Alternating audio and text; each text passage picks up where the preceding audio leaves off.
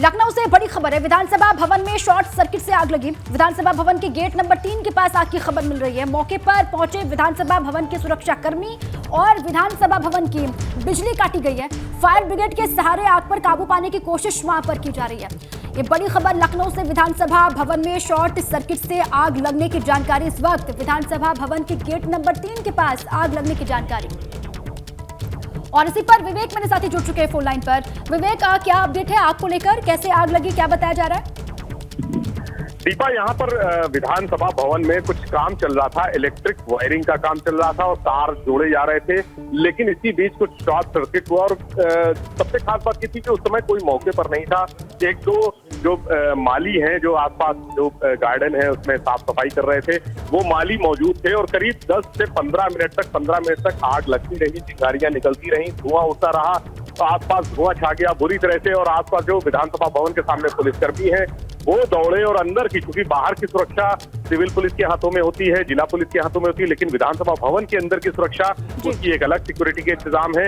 वो पुलिस आई, विधानसभा भवन के भीतर की पुलिस आई और बाहर की पुलिस, दोनों ने मिलकर फायर ब्रिगेड को सूचना दी। हालांकि शॉर्ट सर्किट से जो आग लगती है उसको पानी से नहीं बुझाया जाता, तो फायर एक्सटिंग्विशर मंगाए गए और तुरंत जो केमिकल है उस पर छिड़क के आग को काबू पाया गया। सबसे पहले बिजली काटी गई पूरे विधानसभा भवन की। इस प्रक्रिया में करीब 3 से 4 मिनट का समय लगा और अभी भी यहाँ पर रेस्क्यू चल रहा है और आसपास से लोग हटा दिए गए क्योंकि छुट्टी का दिन है, इसलिए राहत रही कि कोई यहाँ पर। अच्छा, पूरी तरीके से विवेक आप बता रहे हैं पूरी तरीके से आग पर काबू पा लिया गया है इस वक्त?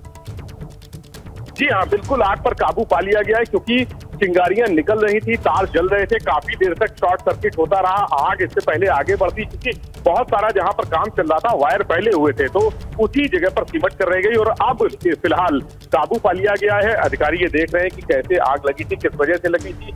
बिजली कटवाने के बाद कुछ जो विधानसभा सुरक्षा से जुड़े लोग हैं वो भी यहाँ पर पहुंच गए हैं, अधिकारी भी पहुंच गए हैं, वो सब मौजूद हैं और आसपास चूंकि एक हड़कंप मच गया था, सिक्योरिटी तैनात थी।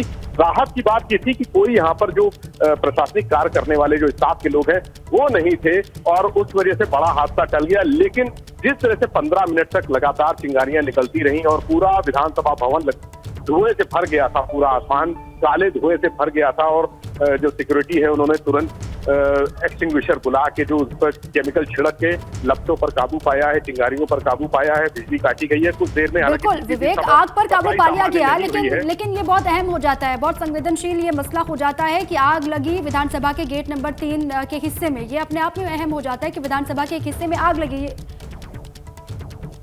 बिल्कुल, ये इम्पोर्टेंट इसलिए है क्योंकि ये हाई सिक्योरिटी जोन है। यहाँ पर किसी भी तरह की कोई भी दुर्घटना जीरो टॉलरेंस मानी जाती है कि अगर कोई एक्सीडेंट हो गया, दुर्घटना हो गई इतने हाई सिक्योरिटी जोन में, और अगर काम हो रहा था तो उसका सुपरविजन कौन कर रहा था, देखरेख कौन कर रहा था, तार बिजली के खुले क्यों छोड़ दिए गए।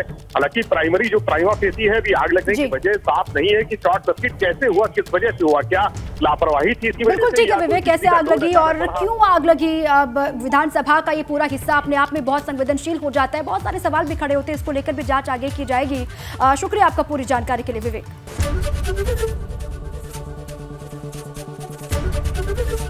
एबीपी गंगा, खबर आपकी, जुबान आपकी।